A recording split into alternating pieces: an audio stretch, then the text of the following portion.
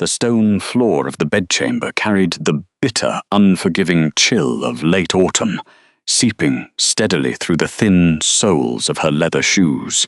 Nora Fay Wintergill did not build a fire in the hearth. She did not need the warmth, and she specifically did not want the acrid smell of wood smoke to linger in the heavy wool cloaks she was currently folding.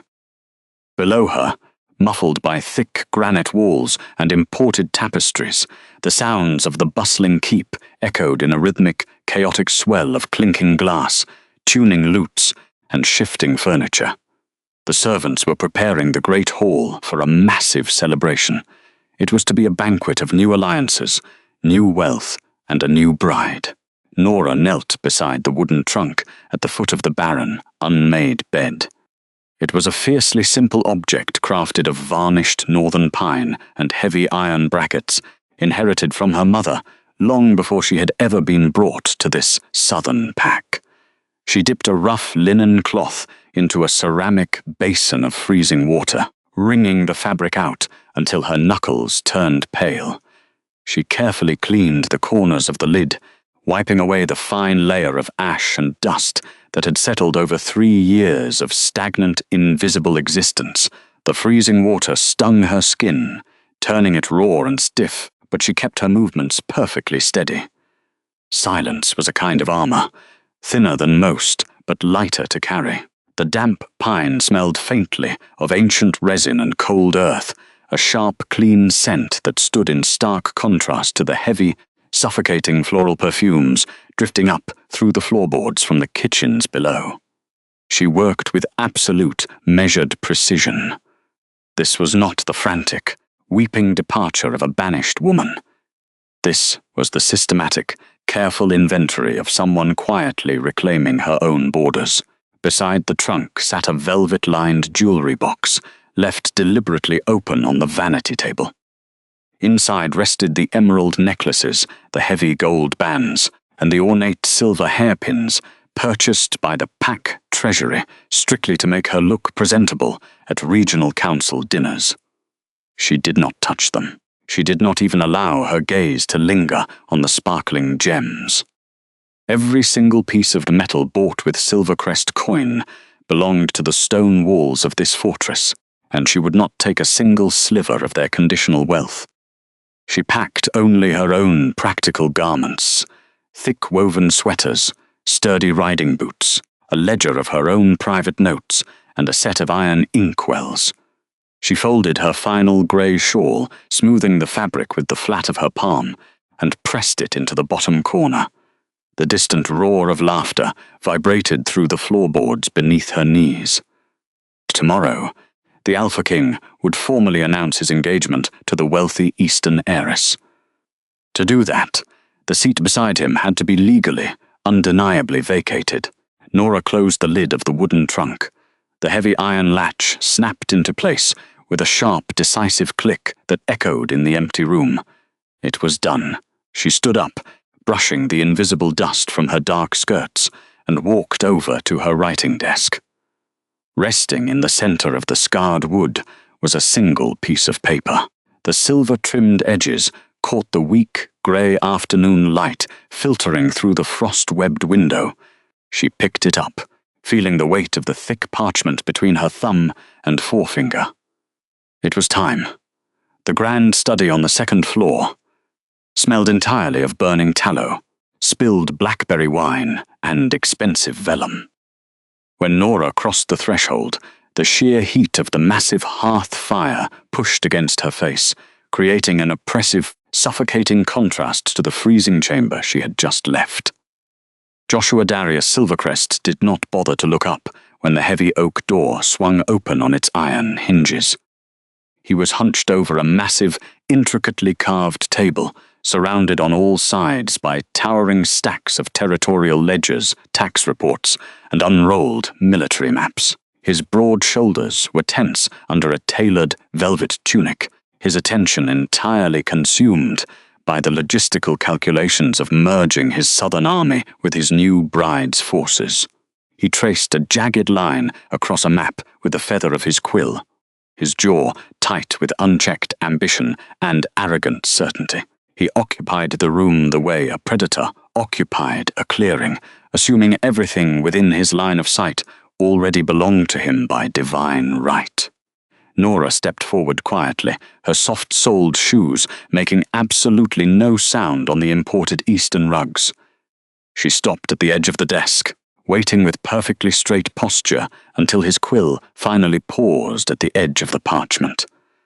Without a single word, she extended her arm and slid the silver-trimmed document directly over his military map.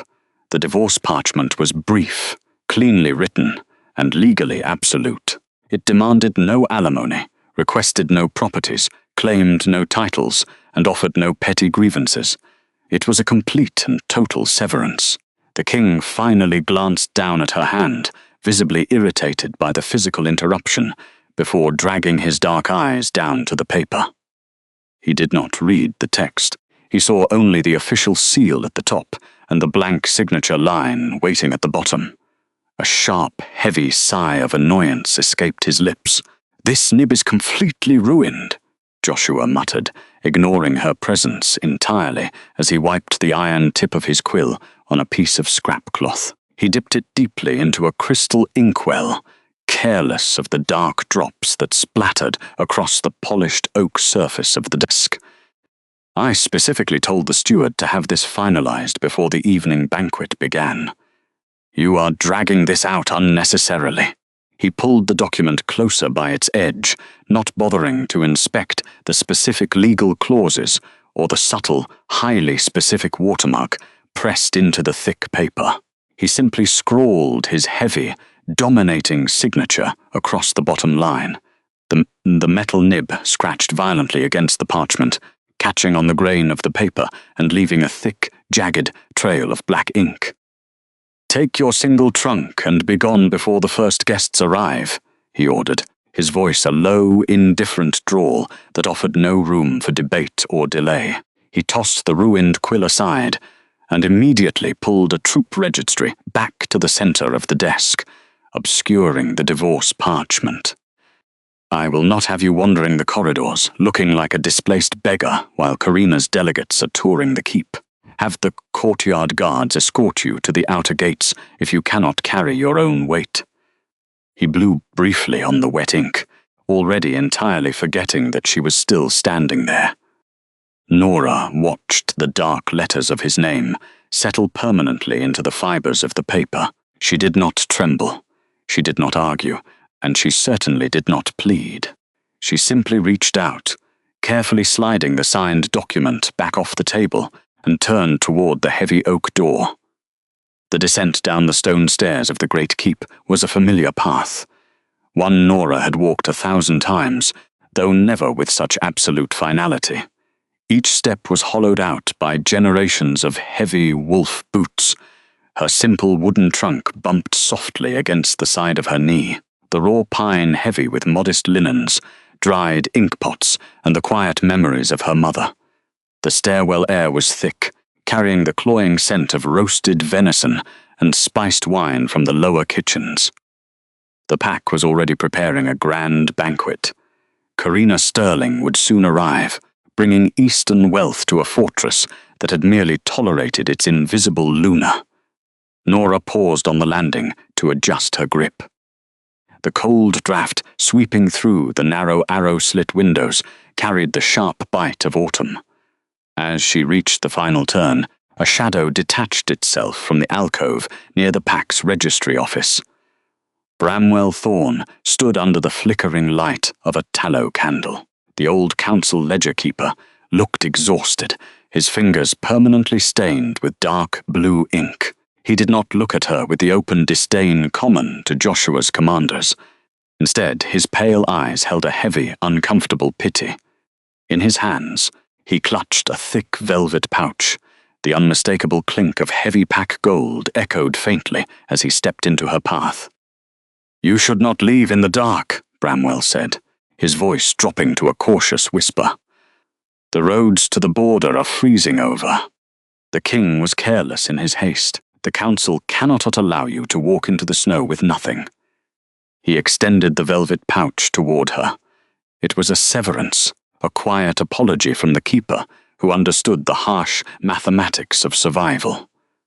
The gold would buy her passage to the southern cities, a comfortable exile far from the humiliation of Joshua's territory. Nora set the wooden trunk down on the stone floor. The dull thud punctuated the distant sounds of kitchen labor. She looked at the gold, then at the old man's ink-stained fingers. "I have no need for Joshua's coin, Bramwell," Nora said, her voice completely even, devoid of the tremor he clearly expected. Bramwell frowned in distress. "You have only one trunk. The winter does not care about pride. Take the gold. It is the absolute minimum you are owed for 3 years of managing the internal accounts, while the rest of them played at war. Tell the council I require nothing from them," Nora replied, keeping her posture perfectly straight. She did not tighten her fists. She simply reached down and picked up the wooden trunk once more. "I am leaving this keep with exactly what I brought into it. Nothing more and nothing less." Bramwell slowly lowered his hand.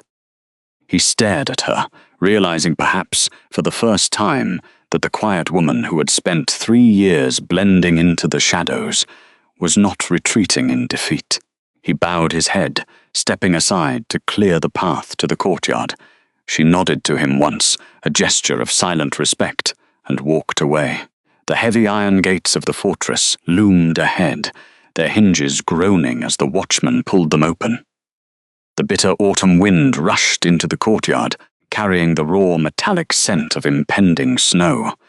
Nora pulled the hood of her heavy woolen cloak over her dark hair, stepping out of the relative warmth of the stone walls and into the freezing mud of the outer bailey.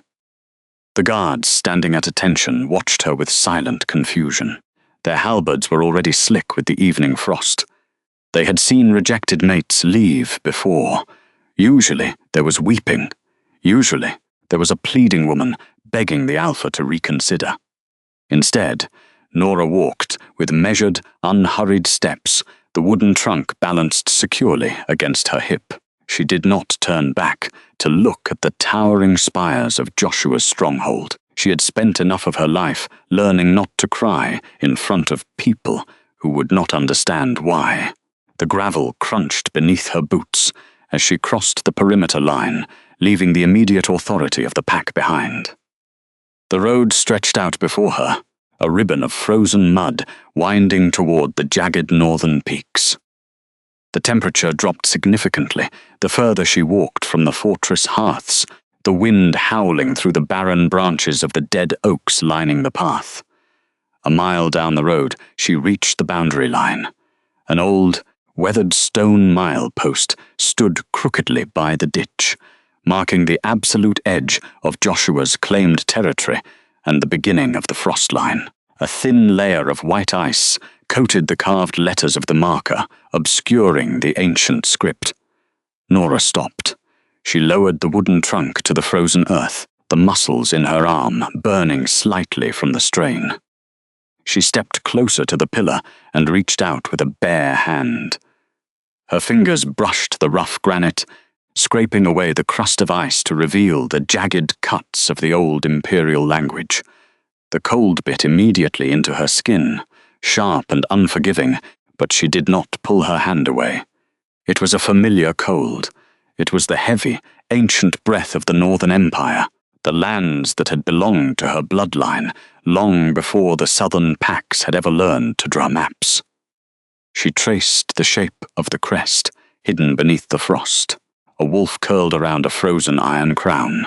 Joshua believed he had merely discarded a politically useless wife, a quiet woman, who kept his ledgers and stayed out of his war rooms.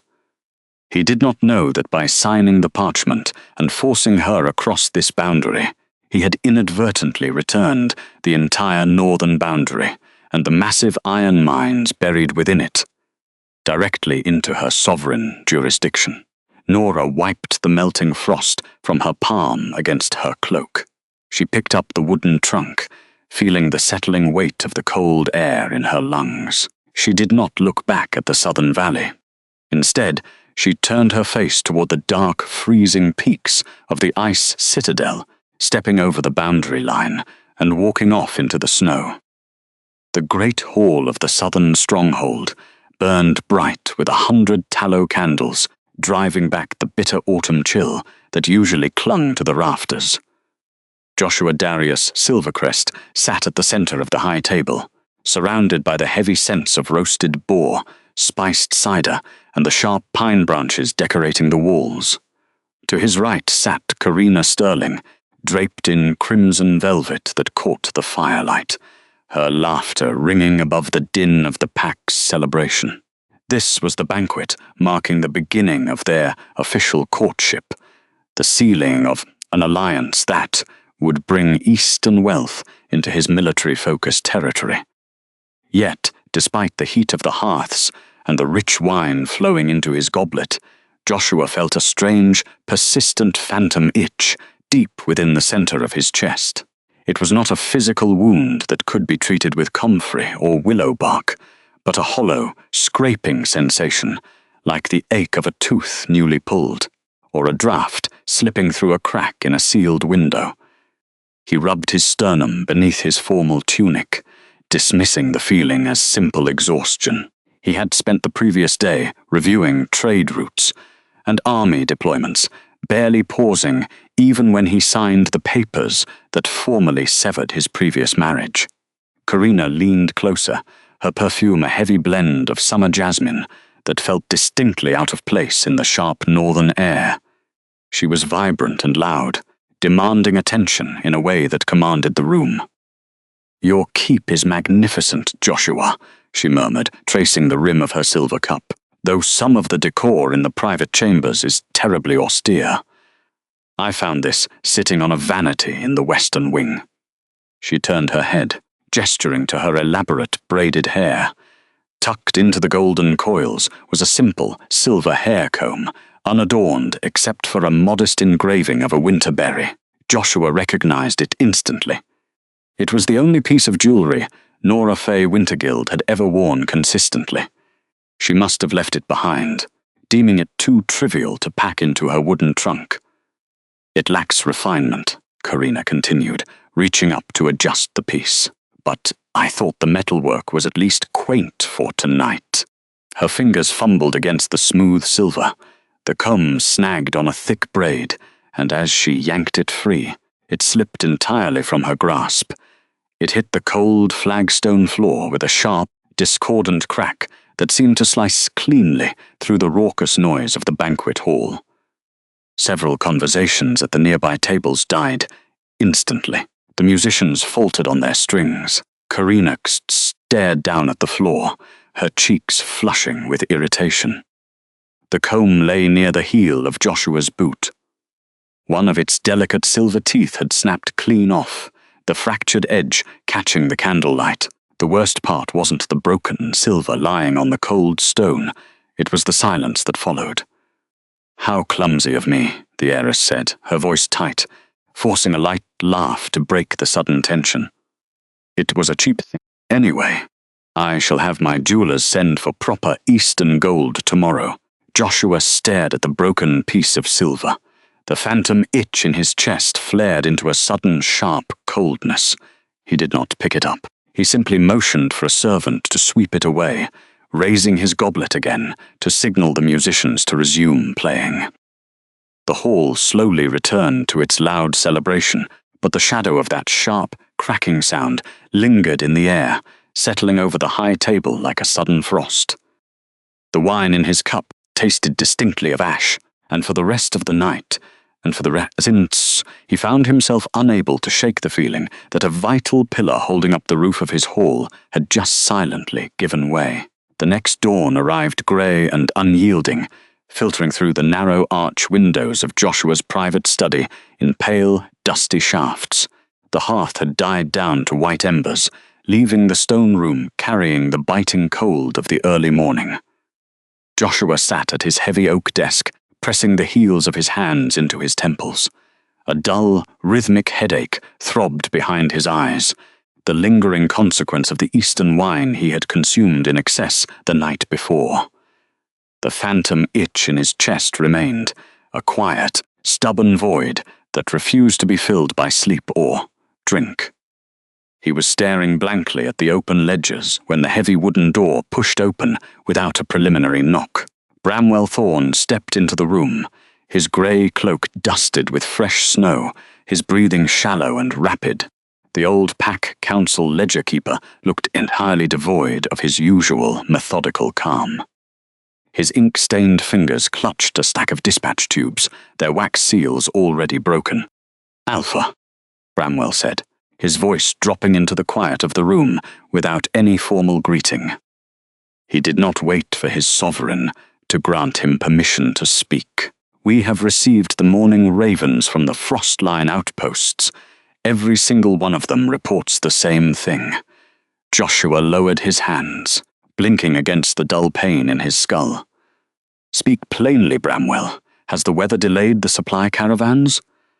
"No, sire, it is not the weather," the old man replied, stepping closer to the desk. "The northern border mines have halted production entirely. The overseers have been dismissed by the local magistrates. Our military garrisons have been ordered to vacate the perimeter by dusk, or they will be considered hostile trespassers." Joshua's jaw tightened, the hangover receding beneath a sudden rush of adrenaline. "Trespassers? That land has supplied 80% of our iron for 3 generations. The local magistrates report to my council." "Who gave the order to halt the extraction?" "That is the problem, Alpha," Bramwell said, his gaze shifting downward. As he placed the dispatch tubes on the desk, his eyes caught on a piece of paper resting near the inkwell. It was the divorce parchment. Joshua had left it there the previous evening, completely forgetting to file it into the Pack archives. The silver-trimmed document sat atop a pile of war maps, the crisp white paper now marred by a deep, dark ring of red wine from where he had carelessly set his goblet during his meeting. The stark, simple signature he had scrawled without reading the terms stared back at them, stained and negligent. Bramwell stared at the divorce parchment, his cracked knuckles tightening against the edge of the desk. The old ledger keeper swallowed hard. The orders did not come from the local magistrates on their own authority. The outposts report that the old emperor has abdicated, and a new sovereign has taken the northern throne. The borders are completely sealed. Our garrisons cannot even confirm the identity of the new ruler. Joshua frowned, his fingers grazing the wine-stained document. A new sovereign. The emperor is isolated, and he has no male heir. "An imperial envoy is already riding for our gates as we speak, sire," Bramwell whispered, his eyes still fixed on the ruined paper.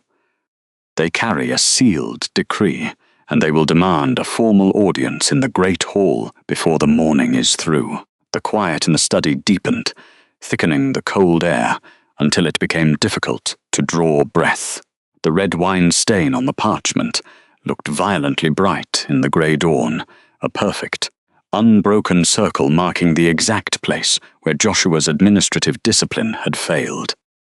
The phantom ache in his chest spiked again, sudden and paralyzing, warning him of a fracture he could not yet see. The lingering warmth of the celebratory banquet had barely faded from the great hall of the fortress when the heavy oak doors groaned on their iron hinges. A biting gust of wind swept through the massive chamber, carrying the sharp, metallic scent of ozone and impending snow, instantly drowning out the stale aroma of spilled wine. The Pack elders ceased their low murmurs, turning toward the entrance. A single rider strode into the hall. Kalen Frostiron did not walk with the swagger of a challenger. He moved with the measured, rhythmic precision of a military march. Clad entirely in ancient frost-iron armor, the unpolished metal absorbed the morning light. Melting snow dripped from his broad pauldrons, his hiss faintly as it struck the warm flagstones. In his left hand, resting easily against his hip, he held a heavy, gold-embossed imperial scroll bound by a thick velvet cord and sealed with a massive crimson beeswax stamp. 2 Pack guards stepped forward, chests puffed out, low warning rumbles vibrating in their throats, to assert the territorial dominance of the local pack. Calen did not flinch.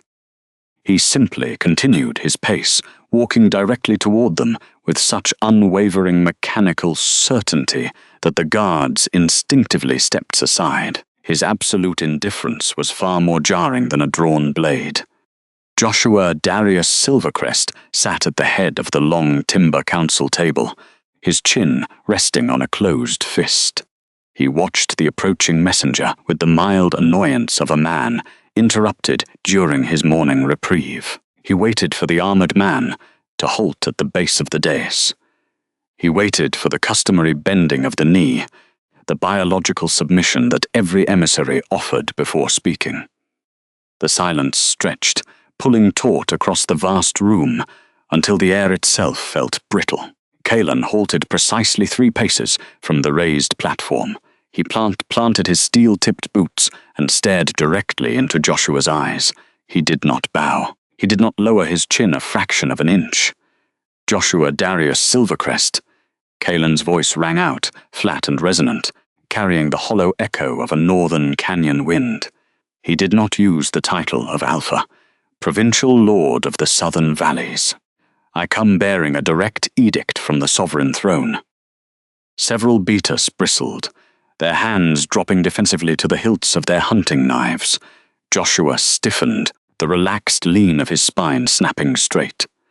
The messenger's cold, bureaucratic refusal to acknowledge the pack's internal hierarchy made it instantly clear that tribal dominance meant nothing in the face of imperial law. Calen lifted the imperial scroll. The crimson wax seal bore a majestic, intricate crest. A dire wolf coiled around a frozen crown, the mark of the Winter Guild dynasty. "You stand before an Alpha King," one of the elders hissed from the flank of the table. "I stand before a local magistrate," the messenger corrected smoothly. His voice was entirely devoid of anger, making the insult cut deeper. "And I deliver the recorded will of the true crown." Joshua stood slowly, his heavy oak chair scraping harshly against the stone floor. The raw sound echoed, emphasizing the suffocating quiet descending upon his court. He descended the steps of the dais, his jaw tight, pride demanding he close the physical distance. He snatched the imperial scroll from Calen's gauntleted hand. The parchment was incredibly heavy, crafted from vellum thicker than any trade ledger. Joshua pressed his thumb against the center of the crimson wax seal. The wax snapped with a sharp, brittle crack that sounded like a breaking bone in the silent hall. He unfurled the gold-embossed document. Bramwell Thorne, the old pack council ledger keeper, stood just a few feet away, clutching his own stack of morning reports. Bramwell watched his Alpha carefully, expecting the man to skim the contents with his usual dismissive arrogance.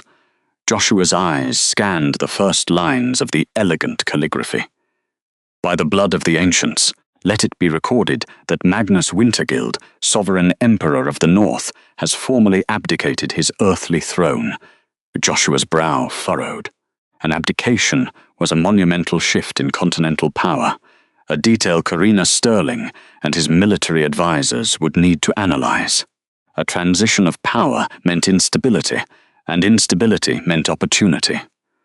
He continued reading, formulating a strategy to exploit the political vacuum. Then his eyes caught the second paragraph. "By absolute authority of the crown, the Northern Empire recognizes the immediate coronation of the sole legitimate heir, Her Imperial Highness, the new sovereign queen." Joshua drew a breath to read the name aloud to his council. He opened his mouth. No sound came out. Bramwell frowned, taking a half-step closer. "My lord?" the old ledger-keeper prompted softly. Joshua did not answer. The color drained from his face with terrifying speed, leaving his skin the pallor of old ash. The blood retreating from his capillaries made his cheekbones look skeletal under the harsh light. His hands, previously firm and steady, began to tremble. The heavy parchment shook, the gold embossing catching the light in a chaotic, wavering dance. "Lord Silvercrest?" Bramwell asked again. his pulse quickening at the sheer terror radiating from a man who never showed fear. Joshua's jaw worked, but his vocal cords refused to function. His throat bobbed in a dry swallow. He slowly raised his right hand, extending a single, shaking, pale finger to point at the ink. He pressed his fingertip against the heavy parchment, directly beneath the sovereign name. Bramwell leaned in, squinting at the sweeping letters. Sovereign Queen Nora Fay Wintergild. The old ledger-keeper's breath hitched, cold dread dropping like a stone into his stomach. The silent wife, who had packed a single wooden trunk and walked out of their gates just hours ago. Joshua finally managed to drag oxygen into his lungs, his voice emerging as a fractured, hollow rasp. "The borders," he whispered, his eyes tracking to the bottom half of the decree. "Let it be further recorded that all border allowances previously extended by the Crown are hereby revoked. The Frostline border lands, including all sovereign iron mines, are reclaimed as the direct property of the Queen." The parchment slipped a fraction of an inch in Joshua's grip. That frozen frontier was the absolute foundation of the local economic machine. Over 80% of the iron used to forge their weapons and trade with the Eastern Territories was mined there. Without it, the pack was entirely defenseless and bankrupt within weeks. Joshua stared at Kalen, his dark eyes wide, the arrogant veneer stripped away. He had signed away his wife without looking, handing the entire survival of his territory back to the woman he had dismissed as nobody. The great hall emptied, leaving only the scent of extinguished tallow candles and the sharp tang of old dust in the frigid air. Bramwell Thorne did not speak. The old ledger-keeper immediately moved to the heavy oak planning table in the center of the room, unrolling the vast territorial map of his own domain. His breathing was shallow, the only sound in the cavernous space, aside from the frantic scratching of a thick charcoal stick. Joshua stood near the hearth, the fire entirely dead, staring at the cold wax crumbs on the stone floor. Bramwell pressed the charcoal against the thick parchment, crossing out the northern supply routes one by one. The black dust crumbled under the heavy pressure, staining his calloused fingers and smearing across the embroidered cuffs of his grey sleeves. He drew a jagged line across the northern partition, then another across the primary iron ore transport road. Each stroke sounded like a blade dragging against raw stone. 80%, Bramwell whispered, his voice dry and hollow. He did not look up at Joshua. He kept his eyes fixed on the ruined map, treating the geography like a rapidly bleeding wound. 80% of our strategic iron comes from the deep veins beneath the frost line. The smelters depend entirely on the ore carts that come down through those specific valleys. Joshua stepped closer to the table, the chill of the room settling deep into his bones.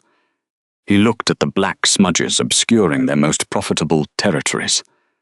"We have reserves in the Eastern Armory. We can ration the metal." "Enough for 3 weeks of border patrols," Bramwell corrected immediately, his tone devoid of any customary deference. "If the Northern Crown seals the trade route today, our foundries halt by the next moon. No iron means no reinforced carriage axles for the winter harvest transport, no new plating for the outer garrison gates. The southern packs will smell the weakness before the first heavy snow even falls." The ledger-keeper's soot-stained hand moved to the economic projections listed in the margins. He struck a violent line through the anticipated tax revenues, then struck another through the winter grain purchasing fund. The charcoal stick finally snapped in his grip, the sharp crack echoing loudly in the silent hall. "The decree reclaims it all as Crown property," Bramwell continued, wiping the black dust blindly onto his wool trousers. "The mines, the toll roads, the valley checkpoints. Without those tariffs, Silvercrest cannot afford to maintain the standing army necessary to defend the eastern river borders. This is not a temporary military setback, Joshua. It is a total economic starvation. The math is absolute." Joshua stared down at the ruined parchment. A territory he had always treated as a passive, guaranteed resource was now entirely out of his jurisdiction, legally owned by the woman he had dismissed as having absolutely no value. The heavy oak doors of the hall swung inward, the iron hinges groaning against the cold morning draught. Corina Sterling stepped into the room, her heavy silk skirts rustling against the flagstones. She did not bring the warmth of a concerned partner, nor did she rush forward to offer comfort. Her posture was perfectly rigid, her expression calibrated to a mask of sharp, uncompromising calculation. She stopped at the edge of the planning table, her eyes sweeping over the charcoal-stained map and the tense, defeated set of Joshua's shoulders. "I assume the rumors currently spreading through the lower courtyards are exaggerated," Corina said. Her voice was flat, carrying the precise acoustics of a merchant auditing a failing ledger. "My retainers are claiming that the invisible woman who occupied your guest chambers for 3 years has just been declared the sole heir to the Northern Empire." Joshua turned to face her, his jaw tight, his hands gripping the edge of the table. "It is not a rumor. The Imperial courier just left the hall." Corina did not gasp. She did not weep, nor did she rage at the deception. She simply reached out, her manicured finger tapping against the thick black line Bramwell had drawn across the disputed boundary. "And this? This represents the iron mines that were supposedly the foundation of our upcoming union. The lands now fall strictly under the jurisdiction of the Winterguild throne," Bramwell murmured, taking a deliberate step back to give the Eastern heiress room. "This is an administrative mistake," Corina stated, her tone shifting to a cold, transactional demand. She treated the sudden shifting of sovereign borders as a simple clerical error. She looked directly at Joshua, her gaze devoid of any romantic affection.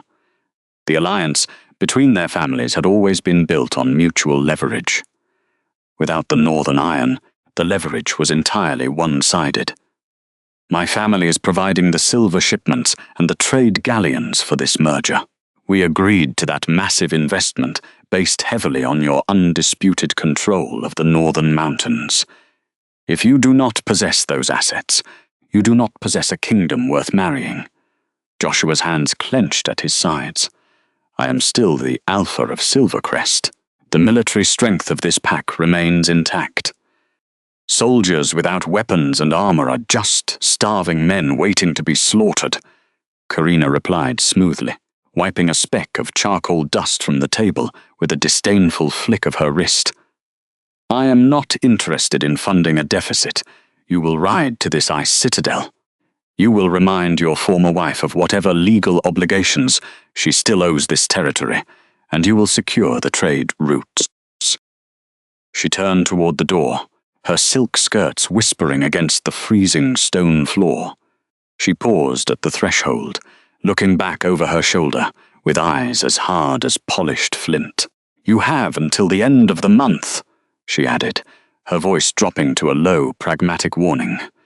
"If that border is not officially reopened, my father's galleons will sail back to the east. We do not ally with bankrupt kings." The embers in the grand study's hearth had burned down to a dull ashen orange, offering no real heat to counter the draft seeping through the window panes. The air smelled of burnt tallow and stale wine. Joshua stood over the massive oak desk, perfectly still. The divorce parchment lay flat beneath the amber light of a single, guttering candle. He was searching for a flaw, a missing wax seal, a misaligned date, or an outdated pack statute that would render the separation null. His eyes scanned the silver-trimmed edges, hunting for the slightest administrative error. There was none. The clauses were stripped of all sentiment, focusing entirely on the absolute severance of physical, financial, and territorial claims. It did not ask for a settlement. It simply stated that the union was dissolved, and all properties previously held by the departing party reverted to their original sovereign jurisdiction. It was an airtight document, drafted with the ruthless precision of a master ledger-keeper. His gaze dropped to the bottom right corner. Nora's signature rested there, stark black against the pale vellum. He reached out, his index finger hovering over the dried ink. He traced the curvature of her name, the motion slow and numb. The strokes were not jagged. There was no splatter of excess ink to indicate a trembling hand, no hesitation in the loops, no faint watermarks from fallen tears. The pressure of the quill had been entirely consistent, elegant, and chillingly unhurried. She had not drafted this in a fit of sudden jealousy. She had planned this. For weeks, perhaps months, she had sat in the quiet corners of the archives, calculating the exact legal boundaries of their marriage. She had cross-referenced the land deeds and written her own exit while he completely ignored her presence. He had signed it without looking, eager to clear his schedule for a banquet. He had assumed it was the desperate, predictable plea of a woman trying to secure a meager allowance before being cast out. Instead, it was a calculated, flawless reclamation of the entire frost-line border. Bramwell stepped into the study, breaking the heavy silence. The heavy scent of oiled leather and wet wool clung to the older man's cloak. The council advisor did not speak immediately. He merely watched the Alpha King stare at a single sheet of paper as if it were a loaded weapon. "The horses are readied, sire," the elder finally said, his voice stripped of its usual deferential warmth. "We have provisioned a small contingent, 4 riders. Anything larger approaching the northern crossing will be interpreted as a military vanguard by the Imperial garrison, and they will likely shoot our mounts out from under us." Joshua did not look up from the parchment. "She knew," he murmured, the words tight in his throat. "She knew exactly what she was holding when she handed this to me." "She held the law, Joshua," the advisor replied quietly, refusing to offer the false comfort of a sovereign title. "And you signed it." The king rolled the document carefully, sliding it into a sealed, weatherproof leather tube. It was no longer a piece of annoying administrative clutter. It was the only tether he had left to the woman, who now held his kingdom's survival in her hands, and as a legal defense, it was entirely useless. He tucked the cylinder into his heavy riding coat and turned toward the door. They rode out of the Silver Crest gates. An hour before dawn, slipping through the quiet courtyard without the usual fanfare of a royal departure. There was no glory in this march. As the small column crossed the latitude into the sovereign divide, the atmosphere underwent a violent shift. The dense southern forests gave way to jagged, skeletal pines and frozen earth that rang like iron beneath the horses' hooves. The wind, sweeping down from the northern peaks, did not howl. It shrieked like metal dragging across stone. The temperature dropped with an aggressive swiftness, cutting through layered wool and thick wolf fur cloaks as if they were made of thin summer linen. Joshua rode at the head of the contingent, his jaw clamped shut against the bitter chill. The snow began as a fine powder, driving straight into their faces, escalating quickly into a blinding white squall. Visibility shrank to the length of a horse. The world dissolved into a chaotic swirl of grey and white, erasing the horizon. He squinted against the gale, the thick leather reins freezing solid in his grip, turning stiff and unyielding. The terrain grew steadily steeper, the wide trading roads narrowing into treacherous mountain passes carved directly into the ancient bedrock. Every breath burned the back of his throat, tasting of ozone and crushed ice. It was exactly here, on a narrow switchback, flanked by a sheer drop into a darkened ravine, that his massive war stallion faltered. Beneath a deceptive, pristine layer of fresh powder lay a solid sheet of black ice, polished smooth by weeks of relentless wind. The beast's iron-shod hoof struck the slick surface. There was a sharp crack of shifting weight, followed by a frantic scramble of hooves. The stallion's hind legs buckled entirely, sliding sideways toward the edge of the cliff. Joshua did not hesitate. Relying on sheer instinct, He threw his weight hard to the left, kicking free of the stirrups and launching himself out of the saddle. He landed shoulder first against the frozen embankment, the impact driving the breath from his lungs in a harsh cloud of agony. Ignoring the pain, he scrambled to his knees in the deep drift, grabbing the horse's heavy bridle.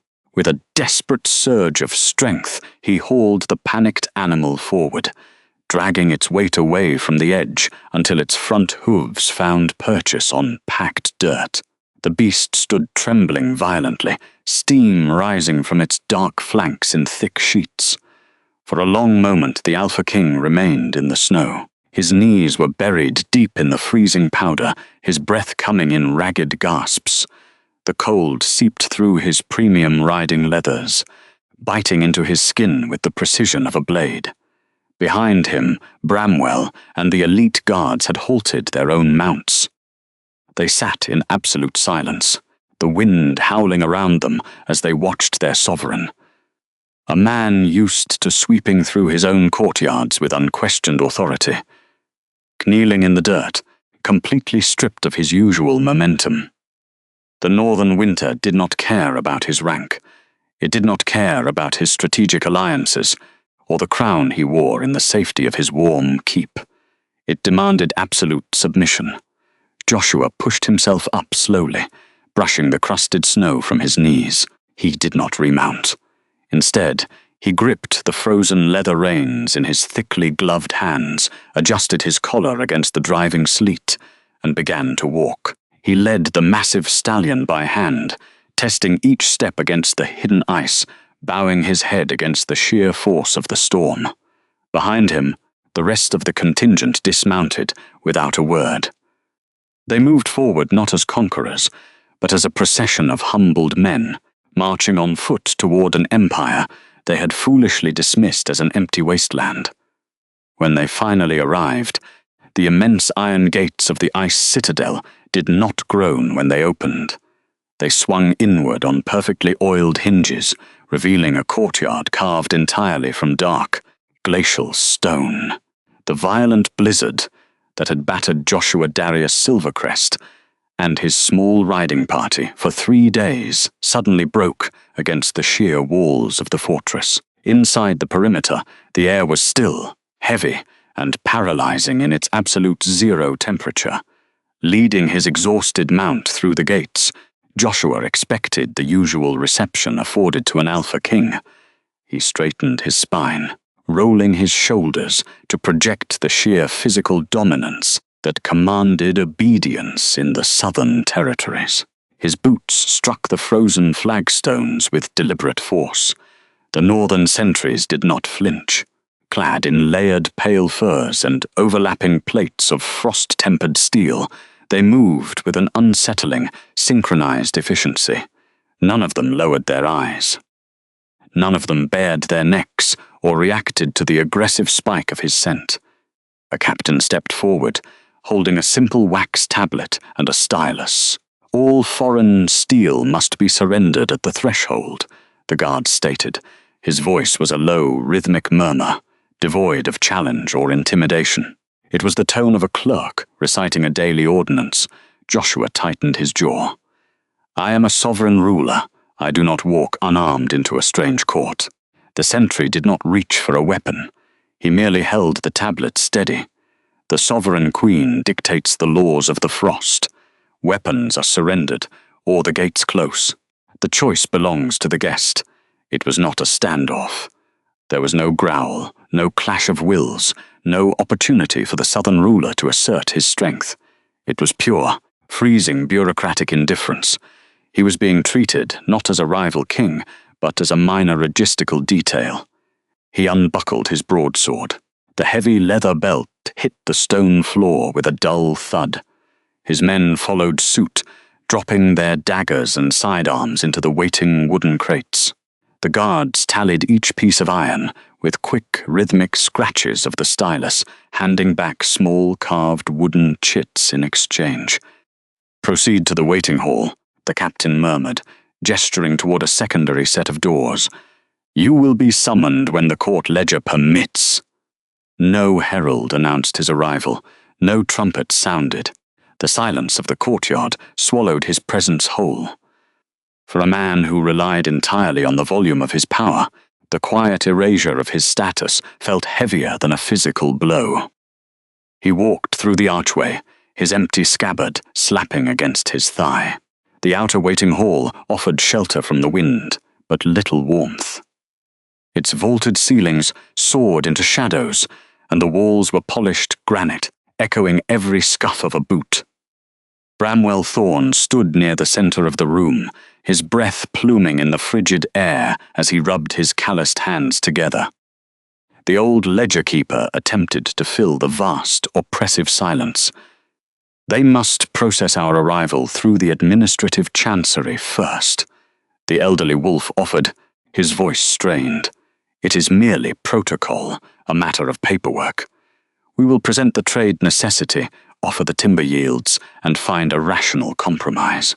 Joshua did not answer. He stood before the massive stone hearth at the far end of the chamber, his gaze locked on the grate. Back at Silvercrest, the fireplaces roared with chaotic, towering blazes of split oak and pine. They crackled and spat embers, consuming fuel at a ferocious rate to fight back the damp chill. But the fire in this northern hall was entirely different. It burned with low, steady blue flames, fed by dense blocks of packed resin. There was no smoke, no flying sparks, just a controlled, precise heat that radiated evenly across the floor. It required no constant tending, it simply worked.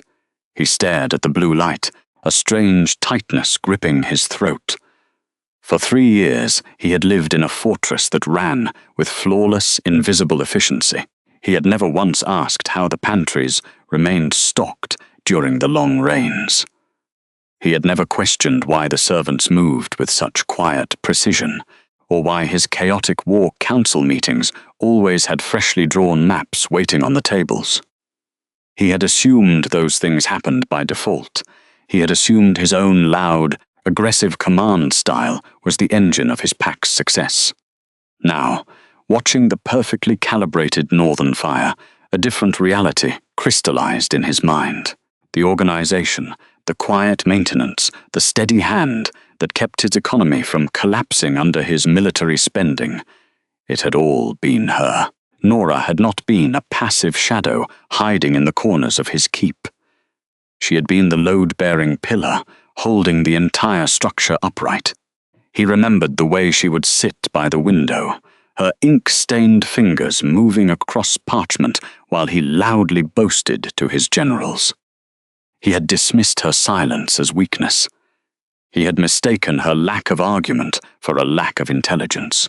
The absolute stillness of the ice citadel reflected that same terrifying competence. The guards outside, the meticulous tracking of weapons, the measured blue fire. It was an entire empire built on the exact qualities he had thrown away. "She won't make us wait long," Bramwell muttered, stepping closer to the hearth to catch a fraction of the heat. She was always reasonable. Joshua closed his eyes. The memory of his own signature, carelessly slashed across the bottom line, without a single glance at the woman standing before him, flashed in his mind. He knew better now. The woman who ruled this fortress did not operate on sentiment. She operated on precision, and he had just handed her the legal right to dismantle his kingdom. The heavy oak doors at the far end of the drafty reception hall groaned on their iron hinges. Joshua lifted his head, his breath forming a white plume in the freezing air. The man who entered walked with the measured, unrelenting pace of a glacier. Caelan Frostiron wore the same ancient frost-iron armor he had worn when delivering the imperial decree, though a thick sable cloak now hung from his shoulders. He did not bow. He simply crossed the stone floor, the metallic clinking of his boots echoing against the vaulted ceiling, and took the seat opposite the Alpha King. A servant followed silently, carrying a simple wooden tray with a single heavy iron cup. The vessel was placed on the table directly in front of the southern ruler. Joshua stared at the steaming liquid. It smelled sharply of pine needles, crushed rosemary, and something distinctly alkaline. It did not smell like hospitality. "Drink," Kalen said. His voice was a low, resonant rumble. "It is a bitter brew steeped from the roots of the winter thistle, a common northern remedy for sudden panic. You are shivering, Alpha Silvercrest." Joshua's jaw tightened. He was vibrating with a deep, structural exhaustion and a lingering disbelief that he was being managed like a lowly petitioner in a court he once considered beneath his notice. To refuse the drink would be a breach of fundamental host-guest customs, a diplomatic insult he could ill afford. To drink it was to accept the courier's assessment of his fragile state. He reached out, his fingers wrapping around the freezing iron handle. The liquid burned his throat going down, astringent and harsh, grounding him violently in the present moment. "I am not here to drink tea with a messenger," the Southern King said, his voice grating against the quiet hall. "I demand to see my wife. Tell Nora I am waiting. I have ridden through 3 days of blizzard for this audience." Kalen's expression did not shift. "You will not see your wife," the Northern commander replied, his words landing with the finality of a falling axe. "She does not exist within these walls. However, Her Imperial Highness, the Sovereign Queen of the North, has agreed to grant a brief audience to the Alpha of the Silvercrest Pack. She will receive you strictly as a foreign diplomat representing a border territory. Nothing more." The distinction was an absolute administrative boundary. By stripping away his title as a husband, the Northern Court denied him any right to leverage personal history. He was no longer a partner seeking reconciliation. He was a neighboring ruler standing on hostile ground. The chair creaked under Joshua's shifting weight. The bitter tea churned in his stomach. "You cannot erase a marriage with a royal title," the Alpha insisted, dropping into his authoritative command register. 3 years of shared history cannot be dismissed by a sudden coronation. We were bound by law. She lived in my keep. She owes me the courtesy of a private conversation, free from her guards. Kalen did not argue. Instead, he reached inside his heavy cloak and retrieved a thick, leather-bound book, setting the ledger on the stone surface with a dull thud. The courier unclasped the brass lock and flipped open the heavy parchment pages. The dry rustle of paper was the loudest sound in the room. He ran a scarred finger down a column of meticulous, black-inked numbers, scanning the precise arithmetic. "The North does not dismiss history," Kalen stated calmly, tapping the open page. "We quantify it. For 36 months, Her Imperial Highness resided within the Silvercrest territory. During that exact period, your pack enjoyed an unspoken exemption from the standard mineral tariffs imposed on all southern territories harvesting iron from the frost line." Joshua stared at the ledger, a cold knot forming in his chest. The ink was sharp and uncompromising. The numbers were exact calculations, detailing every ton of ore pulled from the earth, every wagon sent south, and the corresponding imperial tax that had never been collected. "The presence of a Winterguild daughter in your keep was the only reason those taxes were suspended," the courier continued. "You assumed it was your own strategic brilliance that kept your mining operations profitable. It was not. It was her." The southern ruler opened his mouth to demand a separation of state economics from his marital dispute, but Kalen raised a single hand, silencing him. "2 days ago, you presented her with a divorce parchment," Kalen said, the syllables crisp. "You signed it willingly. You did not read the terms, nor did you consider the legal ramifications of severing your bond with the North. Your signature on that document officially terminated your tax exemption, effective immediately upon your separation." The courier closed the ledger with a quiet, decisive snap. The sound echoed like a cell door locking shut. "You have no shared history left to leverage," Kalen concluded, his gaze locking onto the pale face of the Southern King. "The emotional entirety of your 3-year marriage has been converted into a retroactive state debt. You owe the royal house a staggering sum of unpaid tariffs. The sovereign queen will see you now, to discuss how you plan to pay it." Joshua fixed his eyes on the empty iron cup.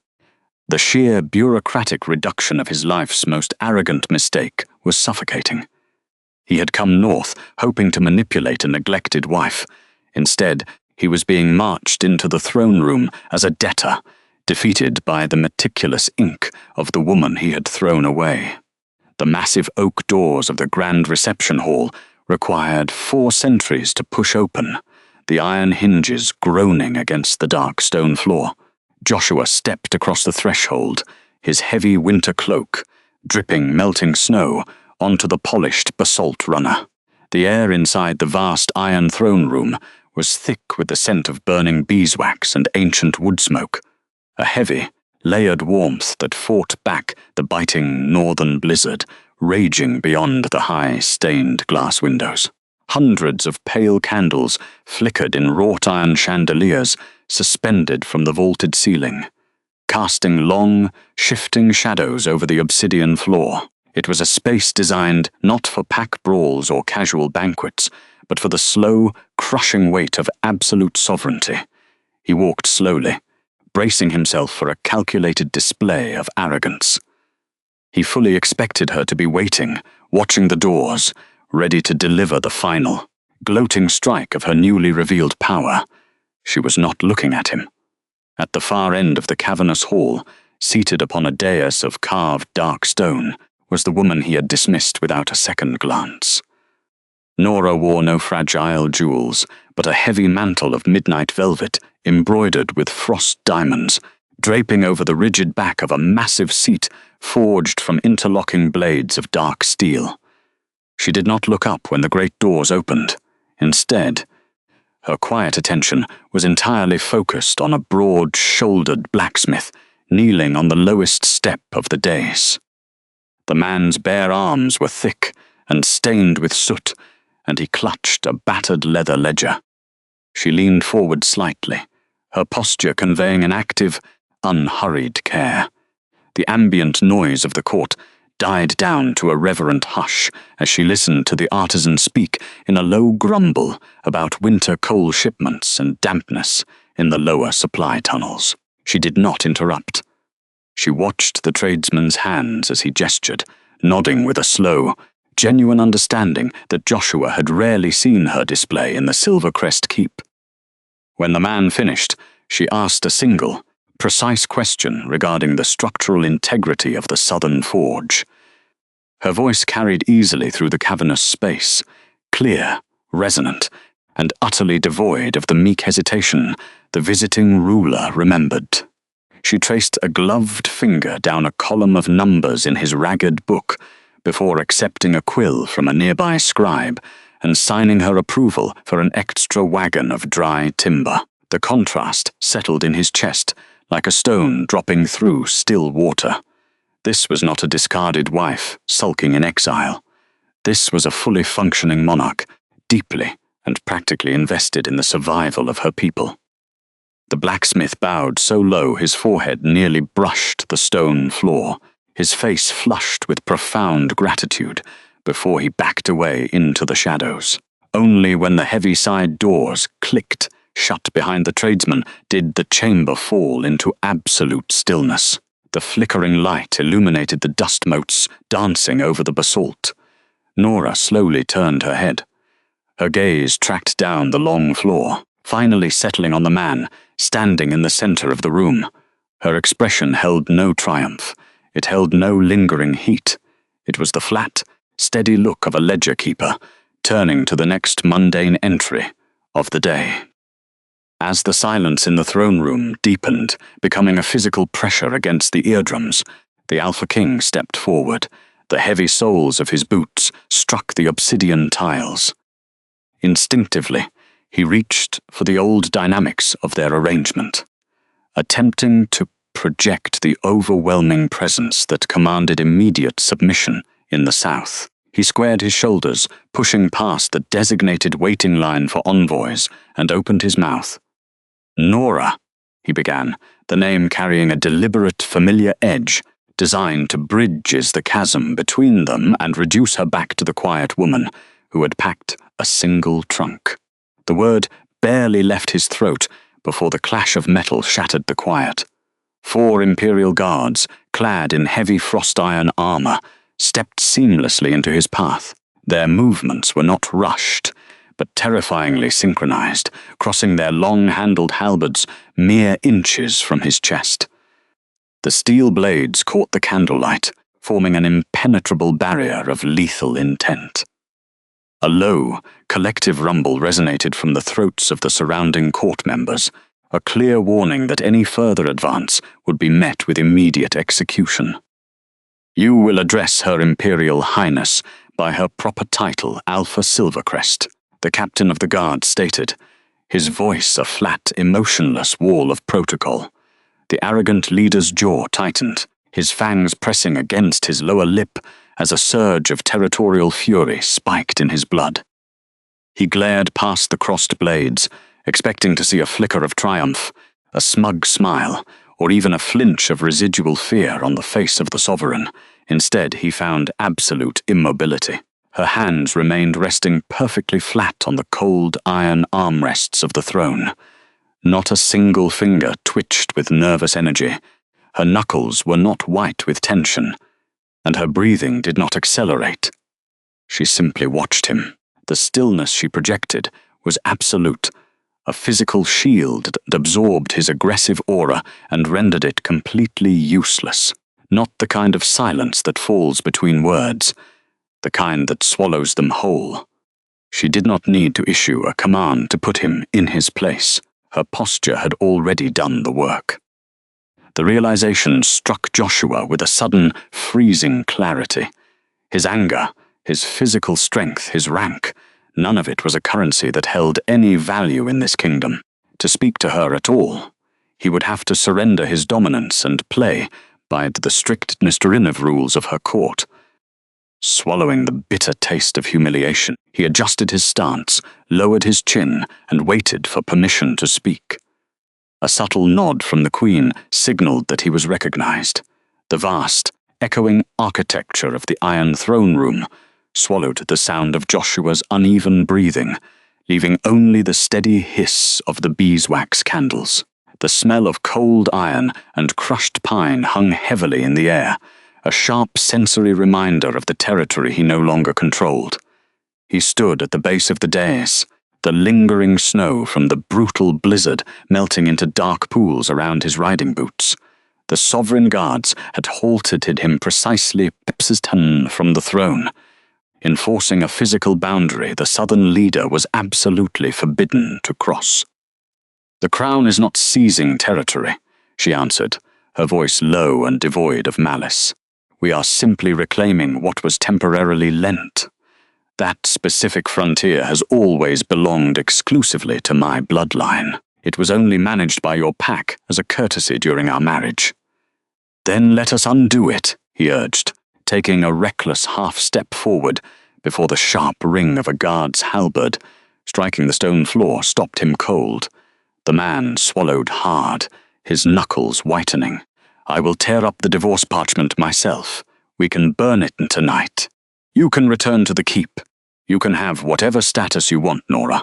I was blind, but we can fix this." It was a frantic, clumsy offering. Not a negotiation of equals, but the transparent panic of a leader watching his military advantage dissolve. The newly crowned sovereign studied the man standing below her. She felt the particular kind of pain that comes not from surprise, but from confirmation. He was not asking for his wife back. He was asking for his iron mines. "The severance is already permanently recorded in the Imperial Archive," she stated calmly. "It was officially sealed the moment my courier crossed the northern threshold this morning. There is nothing left to burn, Joshua." She let the silence stretch across the cavernous room, allowing the absolute finality of the law to settle over him like frost. "You signed the document without reading a single clause," the Queen added, her tone holding no lingering anger, only observational distance. "You were in a rush to clear the path for a new alliance. The ink on the divorce parchment dried faster than your regrets. I strongly suggest you focus your energy on the survival of your territory, rather than attempting to resurrect a past you discarded. He stared at her, the color draining completely from his face. The rigid legalism of her rejection offered absolutely no foothold for an emotional argument. There was only the cold, unyielding reality of a ruler who no longer required his validation. Before the desperate Alpha could formulate another plea, Nora raised a single gloved hand. From the deep shadows behind the dais, an Imperial archivist stepped forward, carrying a wide silver tray. Resting atop the velvet lining was a thick, freshly bound document. The archivist descended the steps and placed the tray on a small table of polished black stone, positioned exactly between the throne and the visitor. Since the frost line is now officially closed to foreign military occupation, she explained, her voice echoing with administrative precision, your pack no longer possesses the legal right to extract resources from our mountains. However, I am not unreasonable. I have prepared the border trade treaty to govern your future access to the iron. He stepped up to the black stone table, his hands trembling slightly as he opened the heavy cover. His eyes darted rapidly across the neatly scripted clauses and the attached numerical ledgers. These tariffs, Joshua breathed, looking up at her with genuine horror pooling in his eyes. The extraction quotas are cut in half, and the taxes. This will bleed the Silvercrest treasury dry within 2 winters. This isn't an agreement. This is extortion. Not extortion, the Sovereign corrected, her tone flawlessly even. It is strictly business.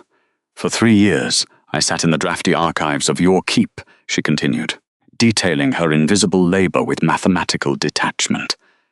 While you drew up war maps and hosted banquets for visiting nobles, I quietly balanced the domestic ledgers.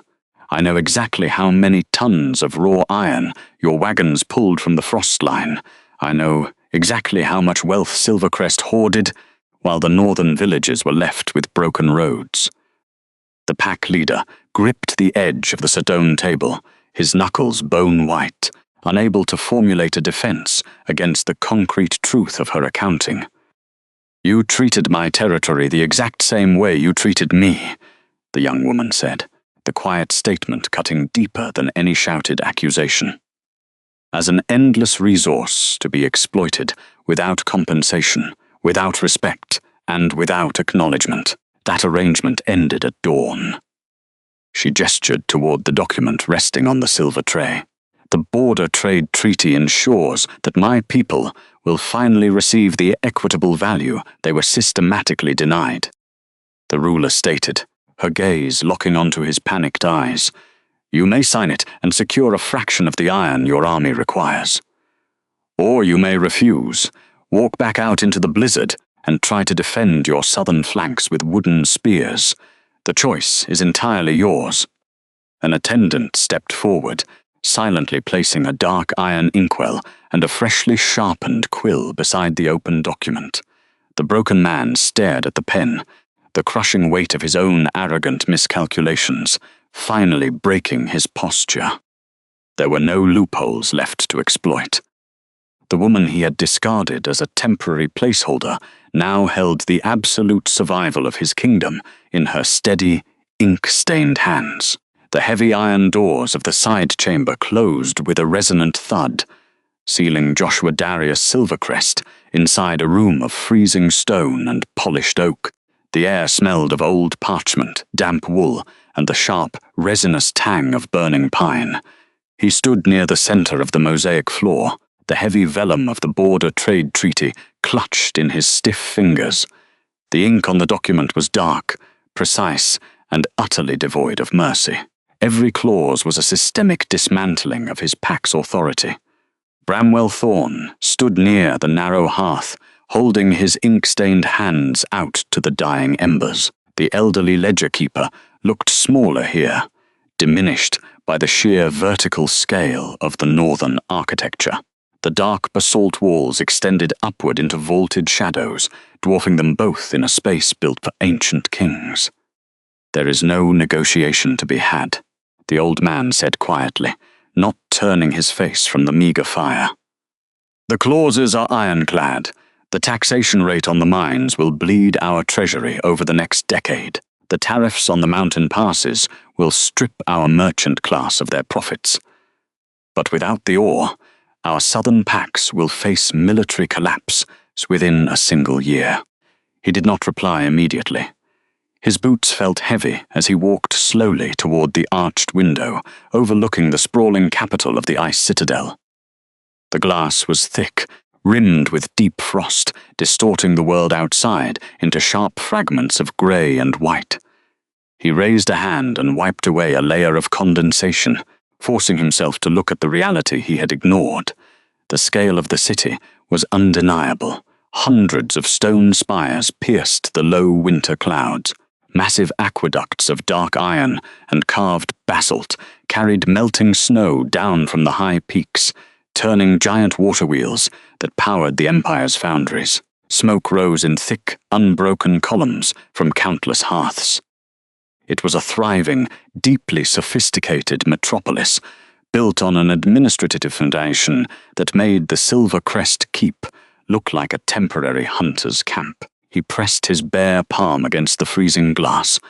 The cold bit into his skin, a physical manifestation of his own arrogance. He had spent 3 long years treating his wife as an invisible inconvenience. He had introduced her to his generals as nobody important, assuming her silence was born of weakness. Looking down at the fortified wealth of the newly awakened empire, the truth settled in his chest like a stone dropping through still water.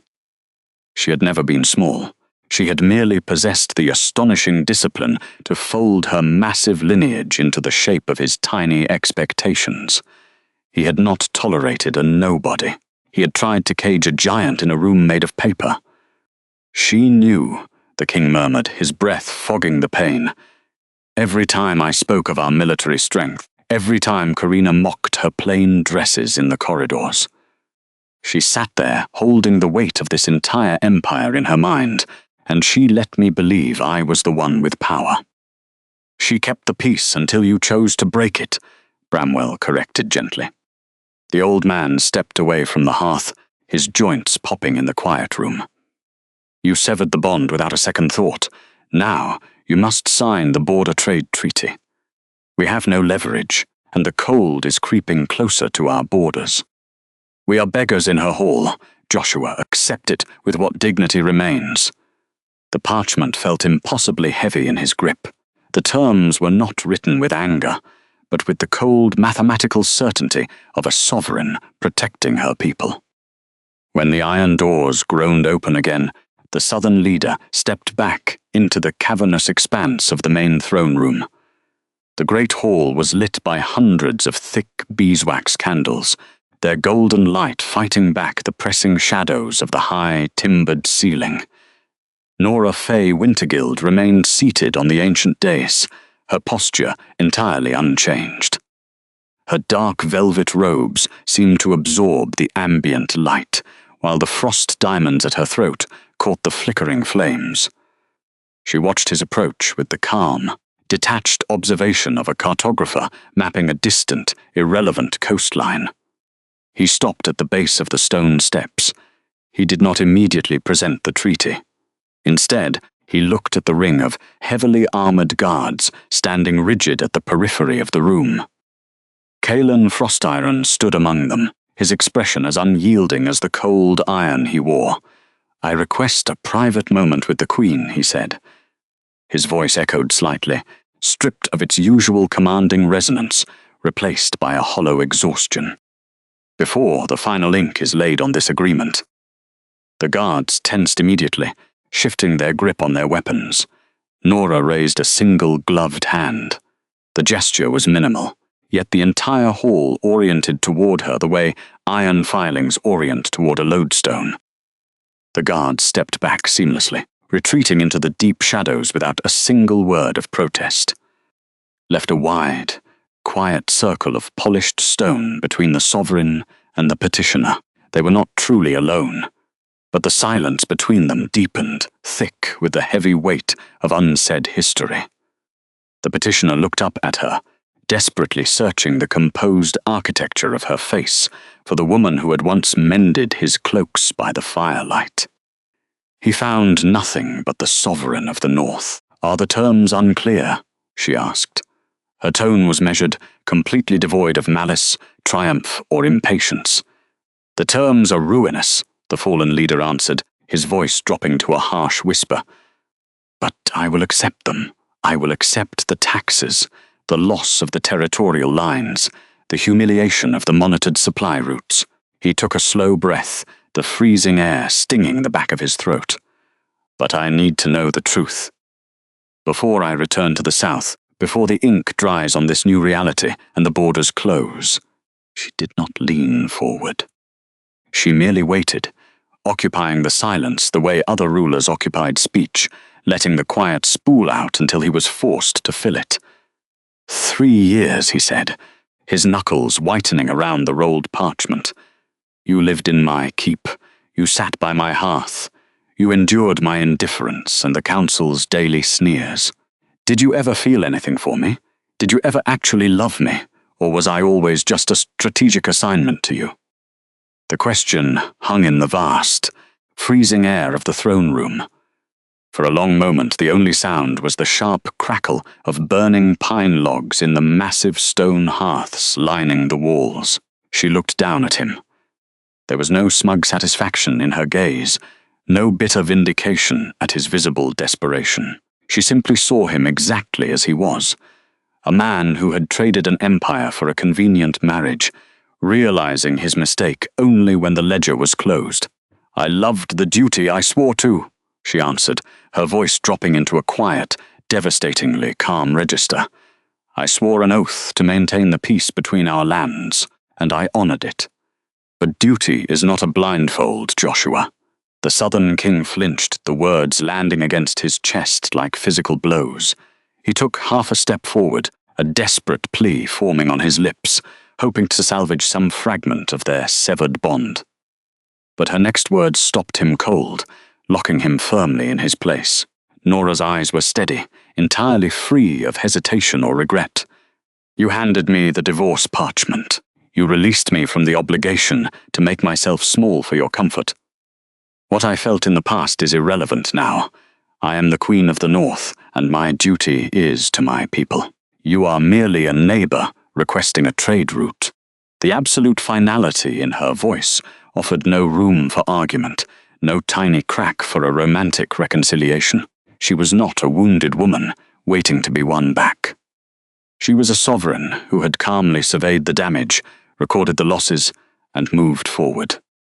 The heavy iron gall ink sat in a small crystal well beside the border trade treaty. Joshua stared at the thick parchment as if it were a steel trap ready to snap shut on his wrist.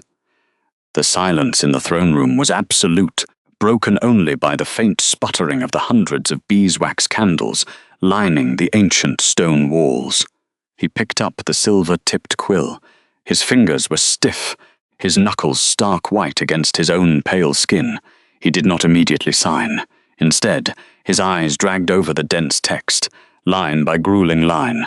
3 years ago, he had scrawled his name across the bottom of a simple separation document, without bothering to read a single syllable.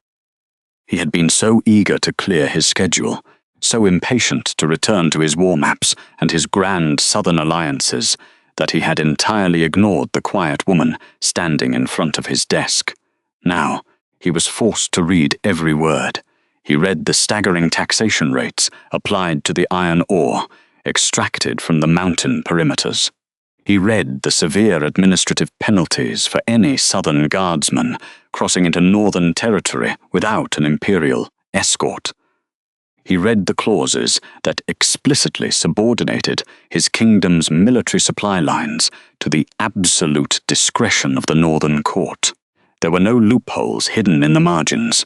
There was no room for negotiation or charm. The ledger of his failure was mathematically flawless.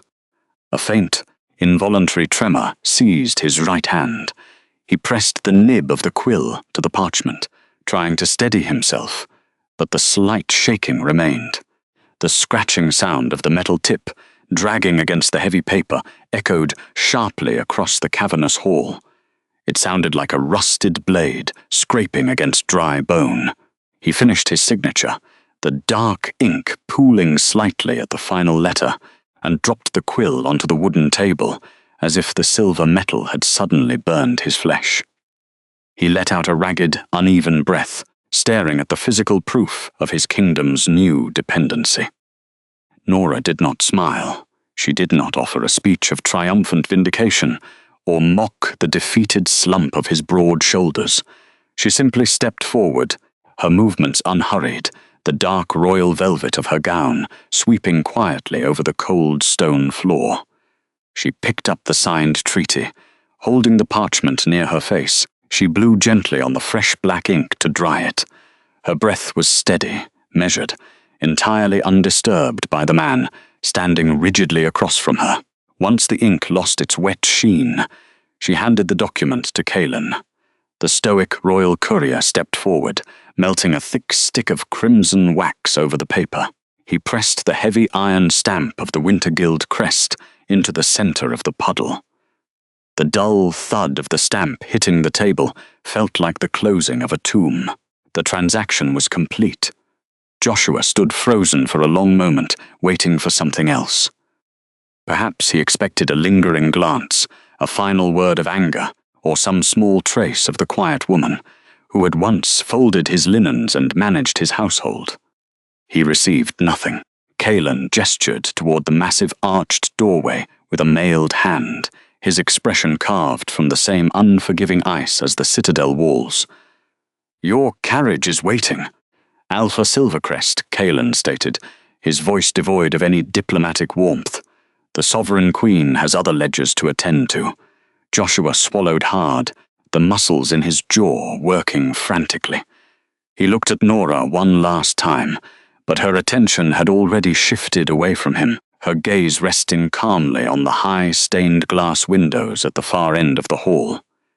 Defeated, stripped of his pride and his territorial supremacy, Joshua turned on his heel. The heavy sound of his boots echoed down the long stone corridor, growing fainter and fainter until the great iron doors of the reception hall groaned shut behind him. The booming echo of the doors, sealing him out, vibrated through the floorboards. Nora did not turn to watch the doors close. Instead, she walked slowly toward the grand balcony that overlooked the northern expanse.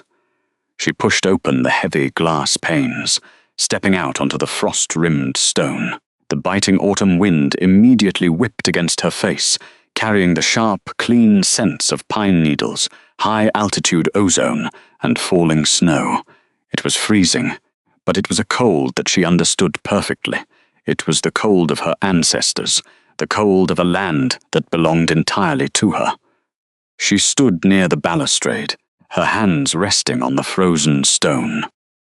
Far below, the sprawling valleys of the frost line stretched into the horizon, dotted with the smoking chimneys of the iron mines that now operated strictly under her banner. The vast, rugged beauty of the Northern Empire was undeniable. It was not the kind of power that needed to raw demand or conquer. It was a power built on enduring foundations, documented truth, and the quiet resilience of those who survived the winter. Far in the distance, crawling along the winding mountain pass, she spotted the tiny black speck of Joshua's carriage making its slow, miserable descent back toward the southern territories.